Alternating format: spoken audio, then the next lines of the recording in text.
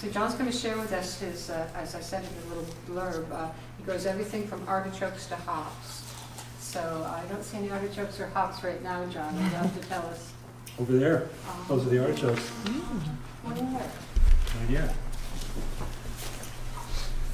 Oh, wow. Oh my gosh, okay, I did not see that hiding in there. Wonderful, excellent. So the flower show is in town, but this is better to have John and his expertise here. So welcome. Thank you. Thank you all for coming. I'm going to start off with a little bit of a quiz. This is 2018. Go back to 1918 and guess what percentage of the country's vegetables were grown in gardens, not farms. Just a guess. This is a wild ass guess. What do you think? 60%. 60? Mm-hmm. 10?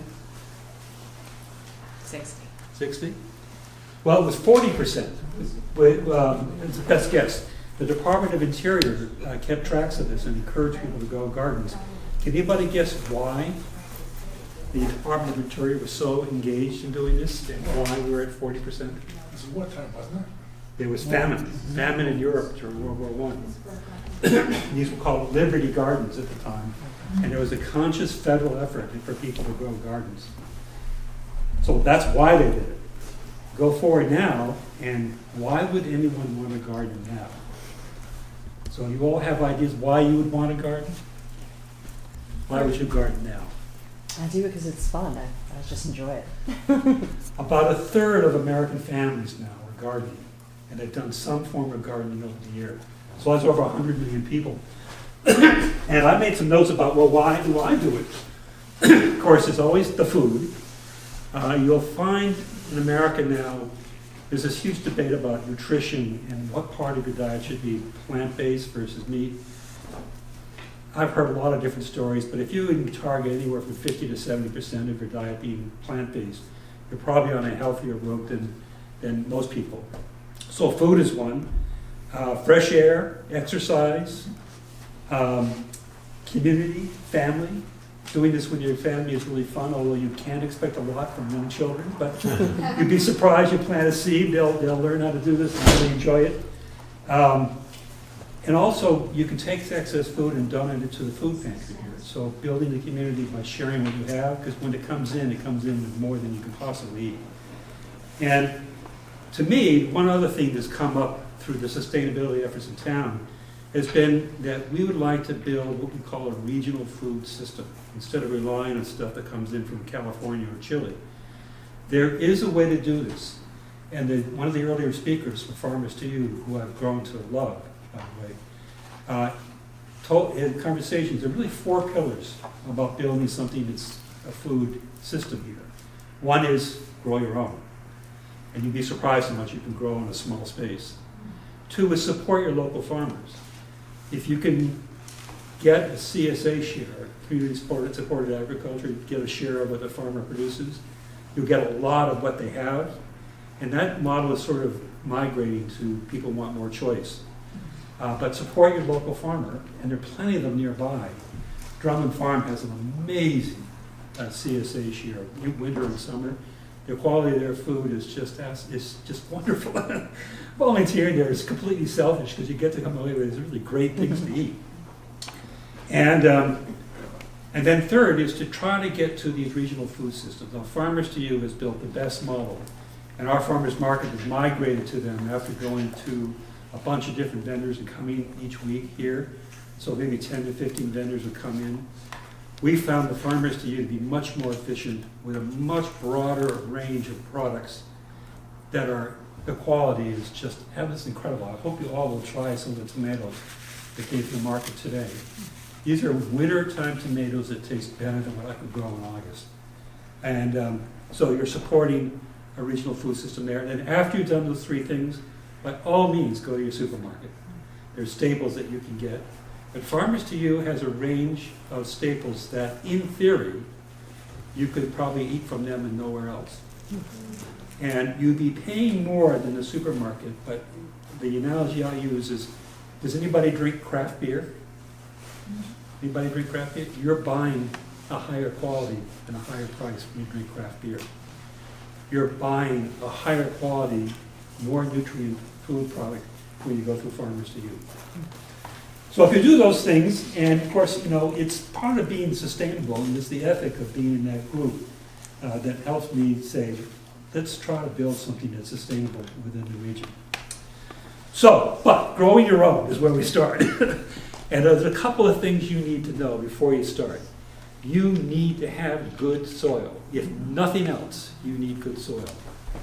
And you can build good soil with compost, and you can maintain that soil through doing the testing of it through the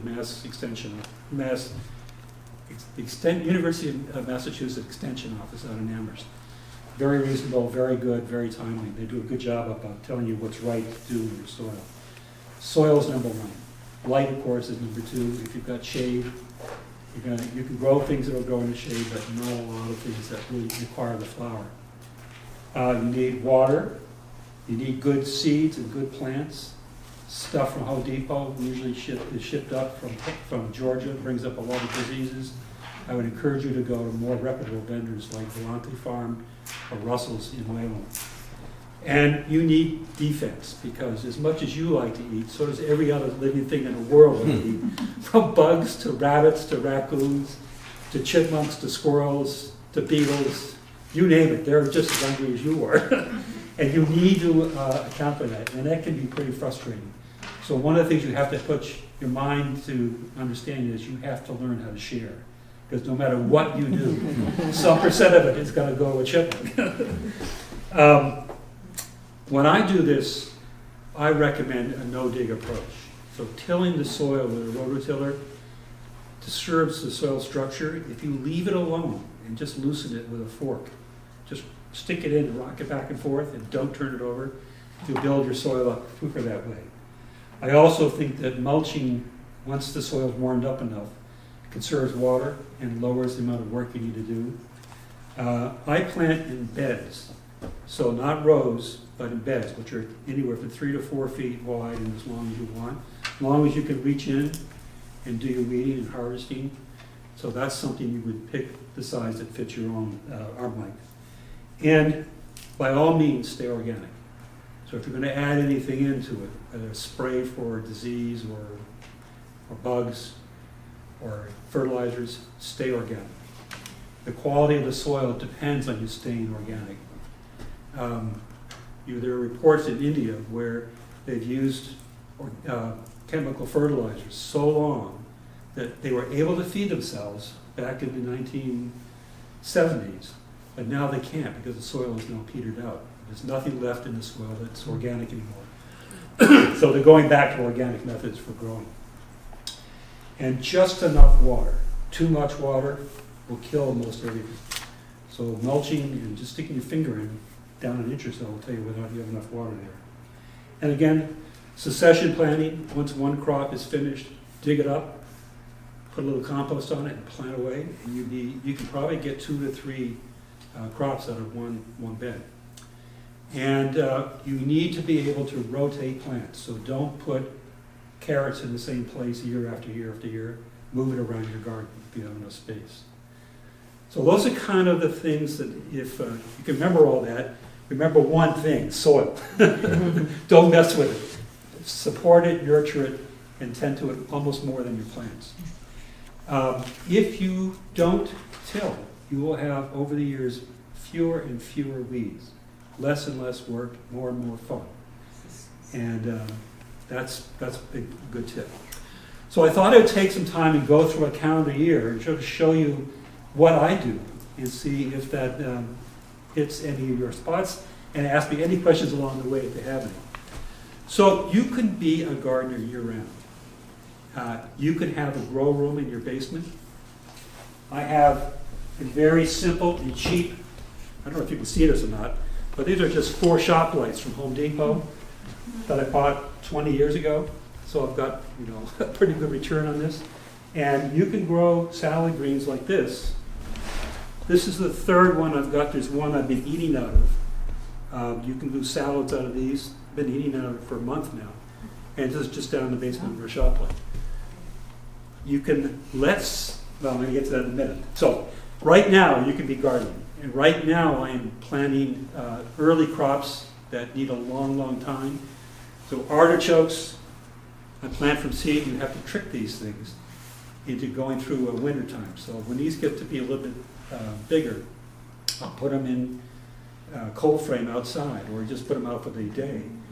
If you trick them into thinking they've gone through a mild winter at 55 degrees or so, then you put them in the ground, they think it's the next year, and they'll put up their flower stalk and you put an arch. They're not reliably hardy, so if you leave them in the ground, they typically will freeze and die.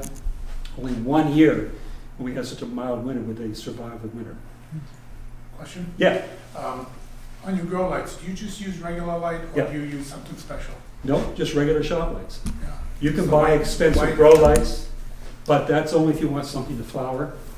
I'm only looking for vegetative growth, so you can get a shop light for a much cheaper price tag. And some of the crops take a long time. So this is a bed of leeks that, had the snow been a little bit less, I would have dug up some, brought you, because you can leave these things all winter and dig them up in the spring.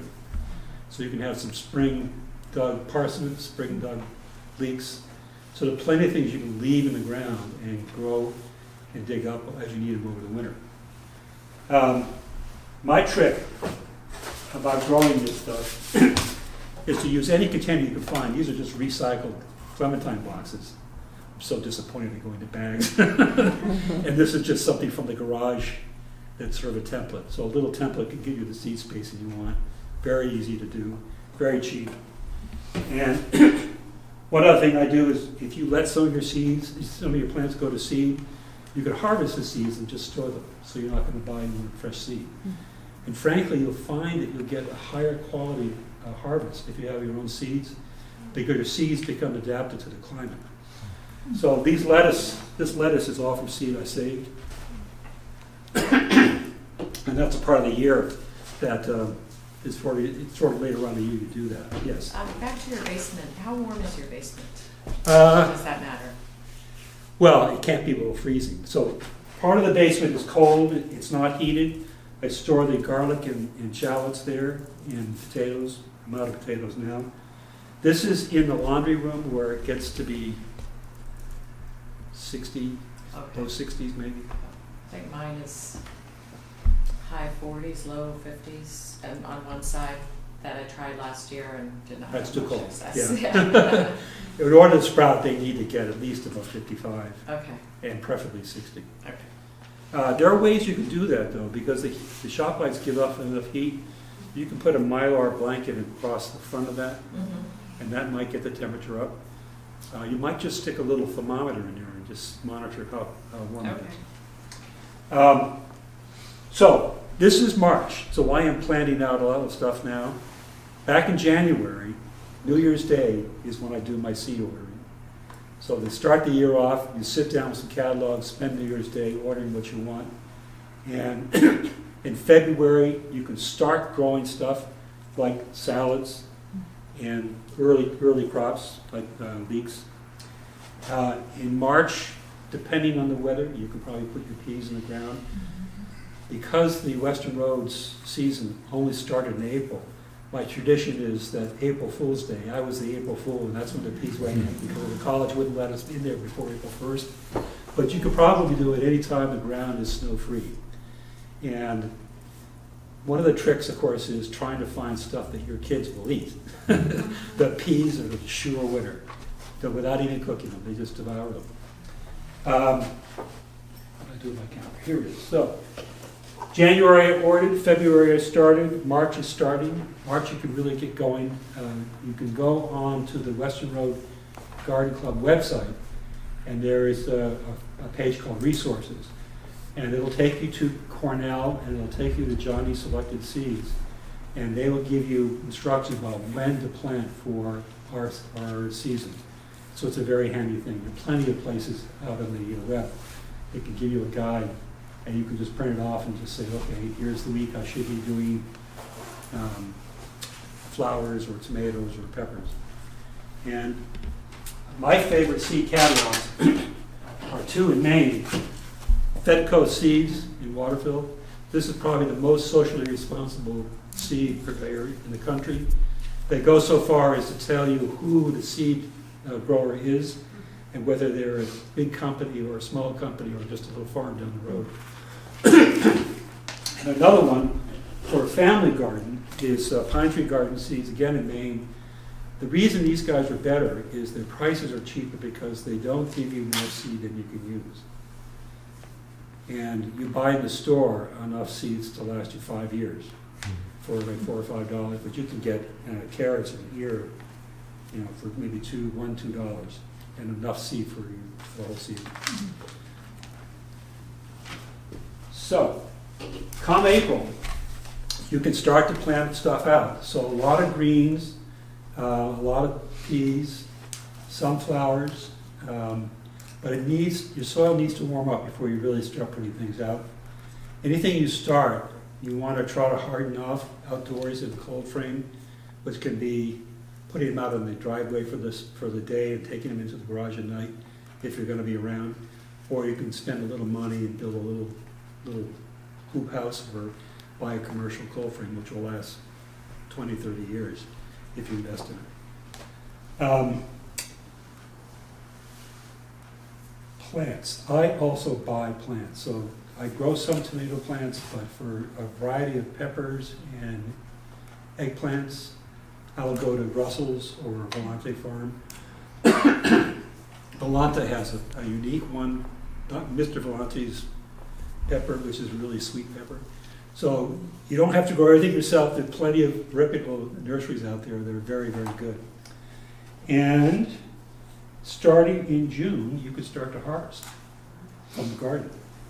If you get out there in early April and plant greens, so bok choy, cabbages, lettuce, any greens.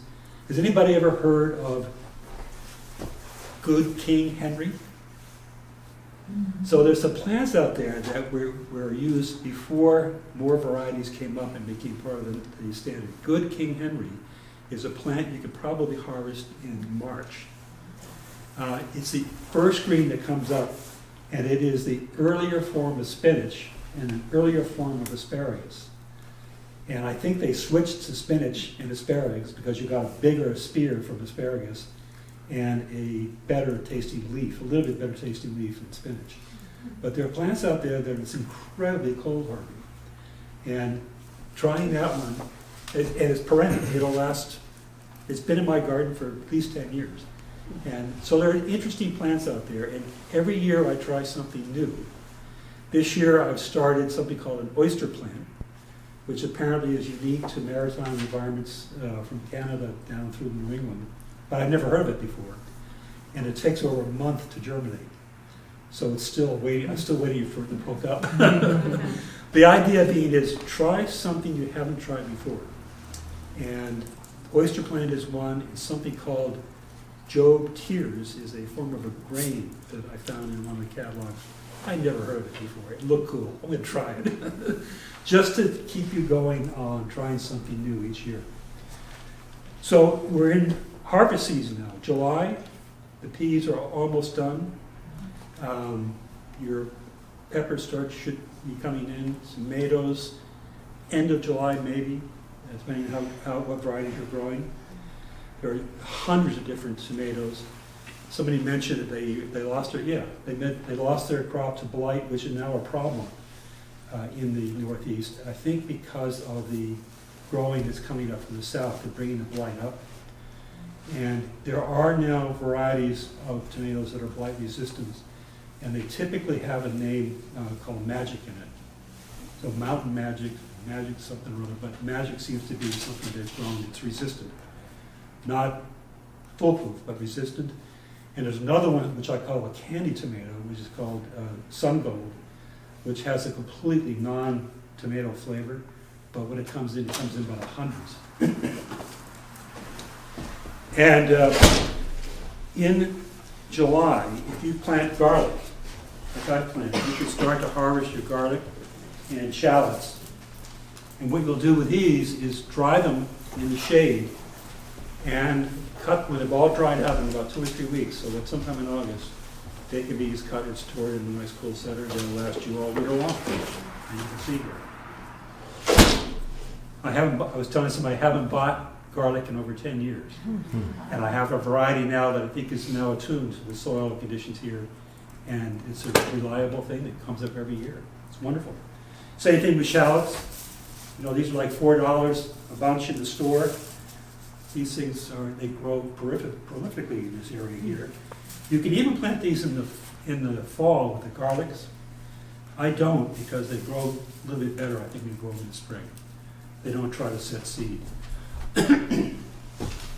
And in August and September, you're in full harvest mode. Everything is coming in. And the trick there is being able to use it all. There are plenty of stories. I'm old enough now to have grown up with people who lived through the Depression. And the stories they tell me are either you grew it and somebody in your house preserved it all or froze it all or somehow defeated it to lay away for the winter. And the best story was that one couple from Minnesota that I know, the husband was frantic. He said, we have to have enough food to get through the winter. And he made his wife preserve it all and put it in jars. And behind his back, she threw it all away because she didn't dare use it. I don't tend to preserve a lot because I like it fresh and I like it raw. But there's plenty of things you can do to do that to get you through the winter. And one thing I'd like to impress upon you the most is that a really fun thing to do is to try to do seed saving. And I've just sort of recycled all these little things from Roach Brothers that have the different spices in them. And saving the seed is really fun to do. If you take a lettuce head and just let it go to seed, it turns into this white sticky sap, which is very sticky and not really good, but it forms a head. If you let it dry, excuse me, let it dry and then process it, you'll have the most fun going through the winnowing process and getting the seeds that are very good for your soil, good for this climate. Excuse me. And then you get into the end of the season. I'll be digging leeks and potatoes from the garden right through November. December things kind of wind down. It depends when the first snows fall, when you can really shut down. But as I said, you could leave leeks and parsnips in the ground all winter long.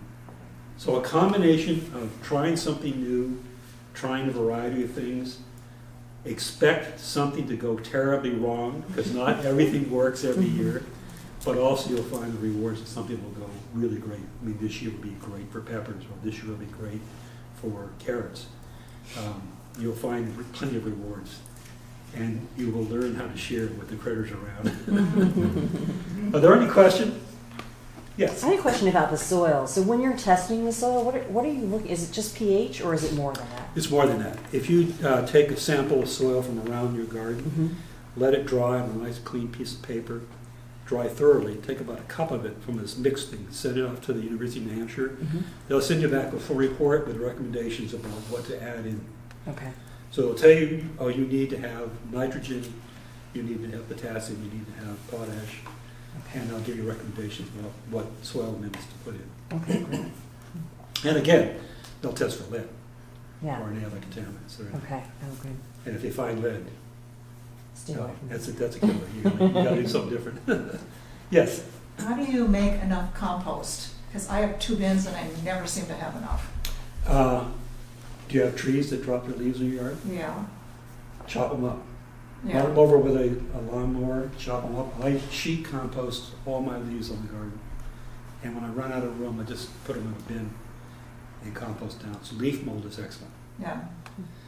I'm actually using the food waste program for any scraps now. Mhm. When they said they could compost meat, that was it. You got me. You had me at meat. Yeah. Yeah.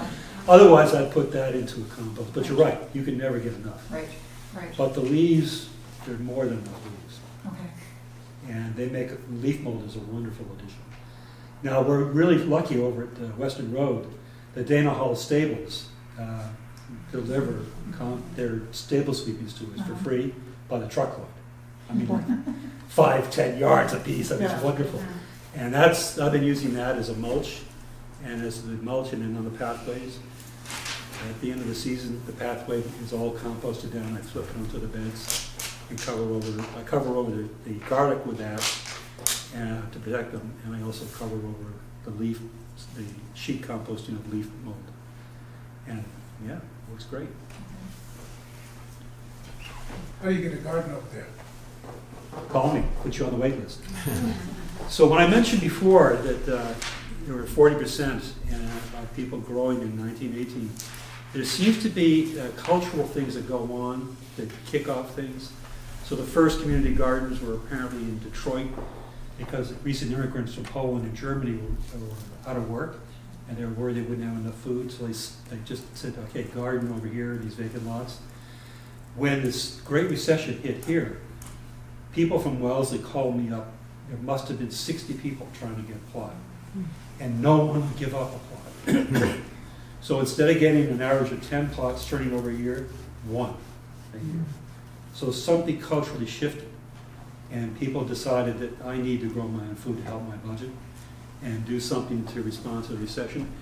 That changed when the economy got better. People said, no, I don't need a garden anymore, there's plenty of food. Give my garden away. So now it's 10 a year. I was telling Marilyn, something happened this year, and I haven't quite figured out why. I have more people on the wait list in 1 year than I've ever had. There's 25 people signed up in less than 12 months to get a garden. So we're thinking about maybe trying to split some of the garden plots up. I'm not quite sure how we're going to deal with this. And the turnover still is not quite as 10, but at least it's so far as 7 or 8. So something culturally is happening, and I'm not quite sure what it is yet.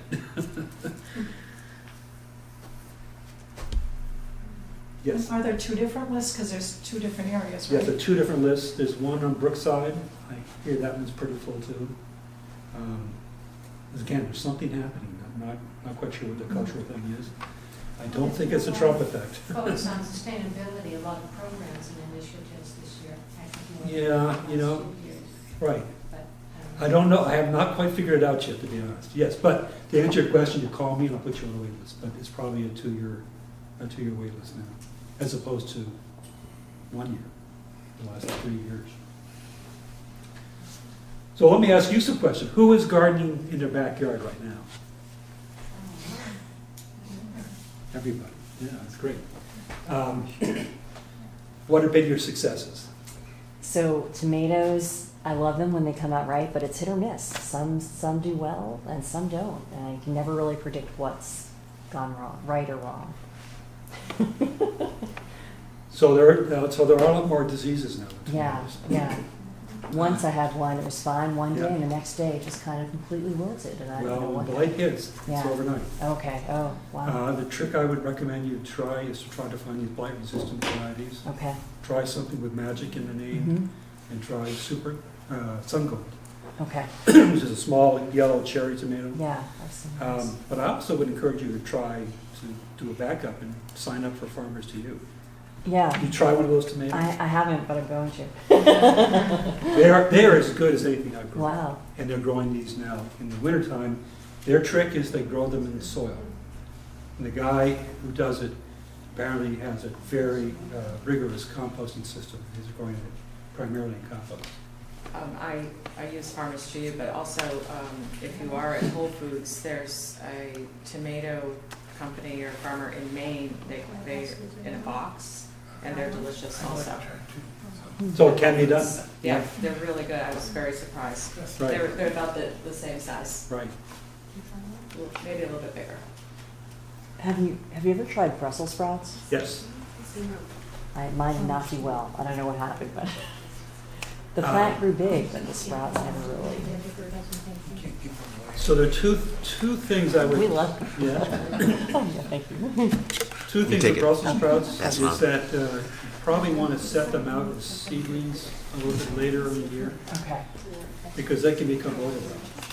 Okay. So you want to time them being, the little Yeah. sprouts Yeah. really coming into the right size in Okay. mid to late September.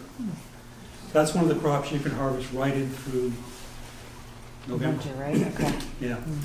Some people dig them up and just hang them up in the garage. Cut off the leaves and just hang the stalk up in the garage. Oh, wow. Have you ever grown amaranth? Yes, and I grew it because There's something called elephant ear amaranth, which has this red stalk that goes out like this, like an elephant trunk. And the trick was you could take the seed and pop it in as popcorn. Mhm. It totally bombed. But it didn't matter because it's an amazing looking plant. Yeah, And you can eat the leaves, you can eat the seed, it's a versatile plant. But it didn't work. So this year I'm just growing, for the first time, I'm growing popcorn. oh, And to see whether the squirrels will eat anything.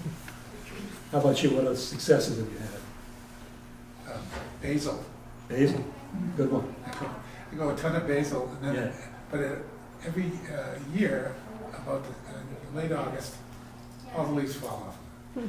So what you should do is plant new plants. Yeah, So succession planting for basil is a good idea. it'll go, you don't have to do it all at once. Yeah, right. Okay. So basil and tomato, so I basically Great do a lot of combination. caprice. Right, absolutely. So that's one that's really good for succession planting. Yeah. And I confess to not rotating. I have one bed that's all herbs. So you stick in a whole bunch of different herbs. That's fun to do. What I would like to grow, but I can't seem to grow it around here, is cilantro. So it grows wild in my garden. It does. Yeah. I can't get rid of it. Over at Weston Road, Yeah. yeah, I'll go over and. Go Having a problem. That one, actually, I have one, it self-sows readily. Yeah, So I'm surprised. Tell you what, if you get one, let it go to seed and see what happens. yeah. So when you talk about the succession planting, let's say at the end of July, you get rid of your basil plants because they're getting woody. Yeah. Any Volantes and Russells have young plants for you to buy at that time? They might not. Might want to start some seeds. So start from seed Mhm. in the house before you're ready to, Even outside of that time of year. Yeah. okay. Most of them they clean out. Yeah, that's, You know, they so clean you out have their to seedlings. really plan ahead. Right. I think Russell's are trying to get everyone to slow down a little bit. Okay. Say, don't buy this yet because it's not safe to do it because the frost will kill anything. Mhm. My theory is if you don't lose something to frost, you aren't trying hard enough. What are your favorite vegetables to plant that don't require full sun? Maybe 4 hours a Lettuce. day? Lettuce, greens. There's tons of different lettuces that are really good. My favorite are the butterhead lettuces. Mhm. These are not butterhead, but these are just wonderful to grow just for salad, for cutting. There's one called, it's been around for years, and I'm blanking on it. Butter Crunch is one of my favorite ones. But there's a lot of breeding going on lettuces. Johnny's Selected Seed in Maine has probably got the widest selection of really terrific ones. So check out Johnny's. Mhm. how about Yes. asparagus? I've given up on asparagus. Really? Yeah, I had a bed of it, and frankly, it's much more decorative to me than so I've kind of given up on it. And you welcome visitors in your garden when you're Yes, there, absolutely. tours. Yeah. What about the hops? Do you want to tell us about the hops that you Well, grow? hops is kind of a cheap one for me because it's instant gratification. By May 10th, it'll be 7 to 8 feet tall. And I don't know how you ever erected that pole. Oh yeah, well, it's been trashed by the wind and. Oh, has it? Yeah. Okay. So It's hops will grow to be 30 feet high, Why Whoa. is this? Yeah, and typically they do grow 30 feet high. right. I grow them on 2x4s from Home Depot. They're 15 feet high, and just screw them into a garden post. It's more because they're so incredibly fun. That's the right word. They grow up so fast that people go by and say, "What kind of bean is that?" You know, and it is really cool. And of course, my son-in-law is a brewer. Both my sons-in-laws are brewer, Okay. and Damn, they do a better job of it than I tried brewing and realized my wife was going to kill me. I trashed the kitchen. So they've got a better setup for brewing. So I put it into their brews, I see, Yeah. okay, great. and that's another fun thing to grow because the smell from hops is a terrific smell. When you break open the little, they call it, the flowers are really not flowers. You break it open and it's ripe, it has a little yellow dusted, and it's this wonderful smell. So that's a fun thing to grow. If nothing else, it's a preservative. Yeah, I have peach trees and the squirrels don't leave me. they don't leave you anything. Is there any effective way of protecting at least one for me? If there is, I have not found it. They take the, They take when it's green. yeah, they take on the screen, that's right. I mean, the only way to do it is to shoot the squirrels, and you can't do that in Wellesley. How about chipmunks and rabbits? And red Well, squirrels. with a fence, you can keep the rabbits out, but you can't keep chipmunks and squirrels out, no matter what you do. So chipmunks are the bane of a garden. And, you know, that's gonna be your challenge, is whether the chipmunks will leave you anything. They take probably half my pea crop, and I'd say 2/3 of the corn crop. Yeah. I was getting a lot of damage from chipmunks on my tomatoes, and I read somewhere, you know, you go through the internet, you look at, you find Right. crazy things to do. So somebody said coffee grounds are something they don't like. So I would go out in the morning for what I would see a couple of green globes growing that hadn't been damaged yet. Yeah. I would smear them with coffee grounds. And, you know, I don't know if it's just in my head, but I got a lot more tomatoes last year than I usually do. Where did you put the coffee grounds? Right at the base? I have, it's wet. The Yeah. coffee grounds are wet, and I would just smear them around all the bottom of the, Okay. what the chipmunk would be looking at. Yeah, You know, right. or sniffing at, and all on the bottom, so it looked awful. You know, look, your tomatoes look like they got dirt on them. or Yeah. something. But I got more tomatoes than I ever have, so. Oh, interesting. So it's one of the fun things about gardening, is, I said, one of the reasons I do it is for community.